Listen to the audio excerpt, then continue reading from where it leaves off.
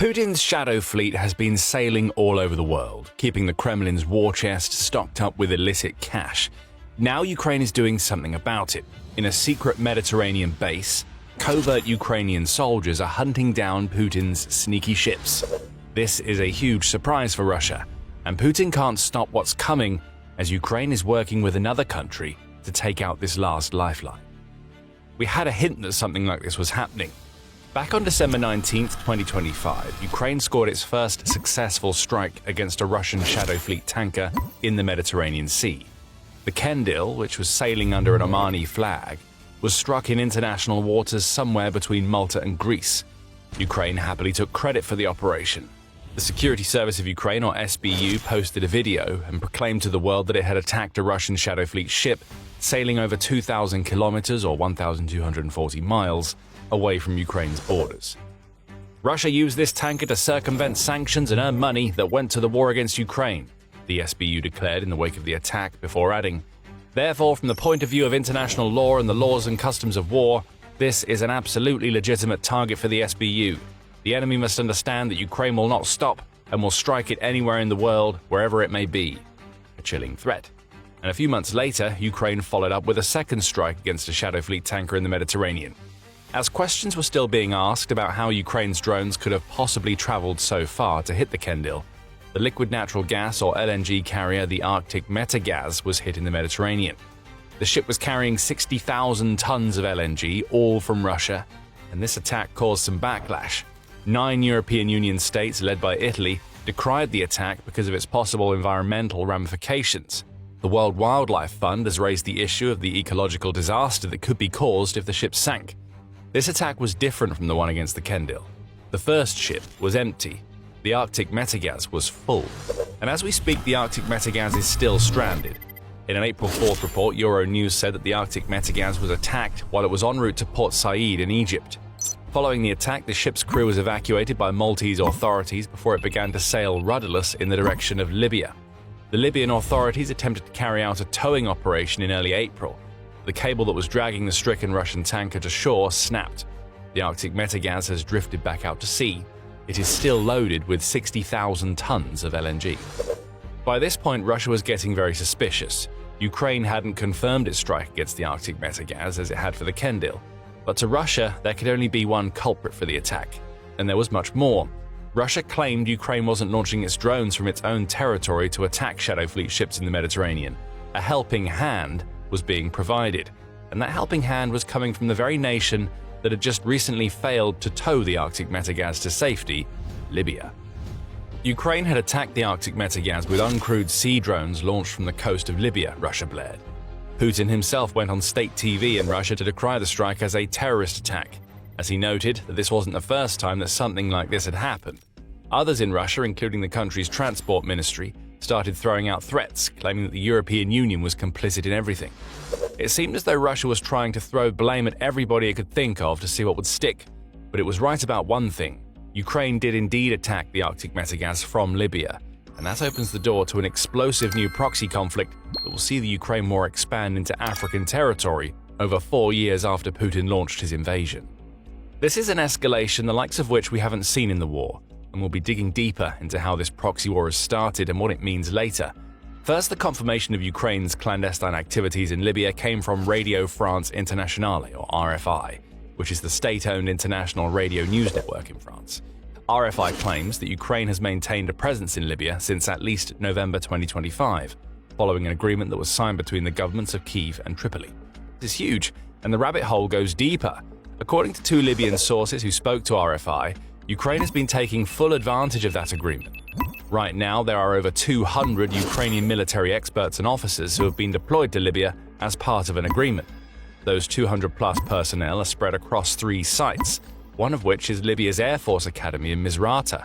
That facility also happens to host Italian and Turkish forces, as well as the UK Intelligence Center and the US Africa Command. No wonder Russia is scared. Ukraine's presence in this base alone signifies the potential for enhanced collaboration between the country and several of its allies. Who knows what sort of information Ukraine is getting from the UK Intelligence Center at the base? Could that center have provided what Ukraine needed to pull off the Arctic Metagaz attack? Is it giving Ukraine information that it can use against Russia on its own territory? None of these questions can be answered, but you can bet that Putin and his cronies are asking. However, it's the second base that will worry Putin even more. RFI adds that Ukrainian experts are also stationed at a base in Zawiya. Located about 50 kilometers or 31 miles north of Tripoli, this base is equipped with facilities that enable the launch of aerial and naval drones. A picture is starting to emerge. Intelligence from the Misrata base could have been sent to Ukraine's drone operators in Zawiya. From that base, those operators may have launched the naval drones that crippled the Arctic Metagaz. Again, this is all speculation. Ukraine is keeping its lips firmly sealed. A third base is also under construction. Ukrainian personnel have been granted access to a coastal site by Libya's government, and they've been hard at work turning that site into a military asset ever since. Defenses have already been strengthened at the site, RFI reports, as Ukraine has installed antenna systems and runways. It's pretty clear what those assets are for. Antennas can help Ukraine keep track of ships that sail within range of Libya, and runways can be used to launch drones into the sky to attack those ships if they're found to be part of Russia's shadow fleet. Let's return to the Arctic Metagaz strike for a moment. There were clues in how this strike was carried out that led to Russia's suspicion of Libyan involvement in the first place. According to El Pai, the naval drone that struck the Russian shadow fleet ship carried up to 300 kilograms, or a little over 660 pounds of explosives, and had a range of 800 kilometers, or around 500 miles. That immediately let anybody who was paying attention know that this drone couldn't have been launched from Ukrainian territory. The targets that Ukraine have been striking in the Mediterranean are thousands of kilometers away. El Pai also theorizes that Ukrainian experts operating in Libya may be members of the SBU, which operates Ukraine's SeaBaby drone, or Ukraine's main directorate of intelligence, which uses the GUR naval drone. Either could have been the weapon that hit the Arctic Metagaz. The ramifications of all of this for Russia's shadow fleet are enormous. Putin's sneaky collection of ships, which often sail under flags of other nations to keep their true ownership obscured, is estimated by the Center for Strategic and International Studies to be generating an estimated revenue of between $87 and $100 billion per year. That number matches or exceeds the amount of military aid that has been provided to Ukraine since the beginning of Putin's invasion, the center claims. The shadow fleet is Putin's lifeline. It's the one thing that is keeping oil and gas money flowing into Russia as the nation deals with the economic stranglehold that Western sanctions are supposed to be putting upon it. Nor did it have the assets necessary for deep precision strikes on Russian territory, like drones and missiles. That means a huge portion of the Mediterranean Sea is cut off from Russia's shady ships. Ukraine has worked miracles developing its domestic defense industry from the ground up, with hundreds of new companies springing up and setting themselves to work crafting new long-range missiles and innovative unmanned aircraft that are tough enough to take out Russian infrastructure. The country's defense forces have also become much more adept at dealing with Russian attacks along the front lines, discovering and mastering effective tactics like the base-and-bleed strategy, in which Russian units are lured into veritable death traps before being wiped out by drones and artillery fire from the surrounding areas. This, in turn, has finally freed up Ukraine's military to not merely carry out an odd strike back against Russia here and there, but to launch a concentrated, coordinated campaign of deep strikes on the Kremlin's most high-value assets and pieces of infrastructure. Pipelines, refineries, tankers, ports and more are being systematically found, targeted and blown up. And while Ukraine may not yet have the firepower to destroy these facilities entirely, every bit of damage, no matter how small, still adds up. Every drone plays its part, every impact matters, and every fire and explosion results in loss and damage for Russia to worry about. And every time one of these major sites is struck, these as big as this, even a few hours of downtime can cost millions of dollars. So when Ukraine is able to put several refineries out of action for several days at a time, that really matters. It hits Putin and his Kremlin cronies where they feel it most, their wallets. Each of these attacks damages Russia's economy, making it that much harder to bring in the money they need to keep the war going. But with the country already struggling with recruitment, suffering more casualties than it can cope with, while also failing to make any major gains on the ground, the situation facing Putin, a fight between Libya's government of national unity, which is internationally recognized as Libya's official government, and the government of national stability, which is endorsed by Haftar and indirectly supported by Russia. Prior to the Ukraine invasion, Putin was trying to do what he has done in so many nations before: sow seeds of discontent and support proxies that will be able to enhance Russia's influence in Africa. It's a simple strategy. If Russia's support helped Haftar to get into power, the general will be in Russia's debt. Oil and gas, both of which Libya has, be the repayment, and Russia would be able to start using Libya as a country where it could build bases from which to extend its influence beyond its own territory. Fast forward to today, and Ukraine is now working with the official arm of Libya's government. Once again, Putin has created a situation that would have never existed if he hadn't launched the Ukraine invasion. Putin's desire to reclaim Ukraine as part of some sort of neo-Soviet Union has blinded him, and it's led to Russia starting to lose the influence that it sought in Libya. A proxy war is brewing, and Russia isn't happy about it. The Russian news agency TASS reported on comments made by Russian Foreign Ministry spokeswoman Maria Zakharova on April 8th. She went off on how Ukraine's actions in Libya are threatening to turn the Mediterranean into a hotbed of war. Zakharova says that Ukraine has sent a unit that she calls Group 13 into the Mediterranean region, and that group is using a dry cargo ship to track Shadow Fleet tankers in the Black Sea and Mediterranean Sea. That tanker is allegedly designed to unleash maritime drones at any moment, and Zakharova implies that it may have been involved in the attack on the Arctic Metagaz. The implication seems to be that Libya is now complicit in allowing Ukraine to operate this tanker, leading to Zakharova condemning the international community for doing nothing about it. Hypocritical Russia is at it again. After years of trying to develop its own influence in Libya, it's now decrying Ukraine for doing the same sort of thing, only far more effectively. Russia bemoans what it claims is the violation of international law for attacks on civilian vessels, while ignoring the fact that those vessels are part of a shadow fleet that only exists to serve Putin's military purposes. The takeaway from all of this is that Russia is furious about how Ukraine has managed to turn the tables in Libya, which in turn grants Ukraine influence in the Mediterranean and Africa. Others are warning of a grey zone conflict arising as a result of all of this.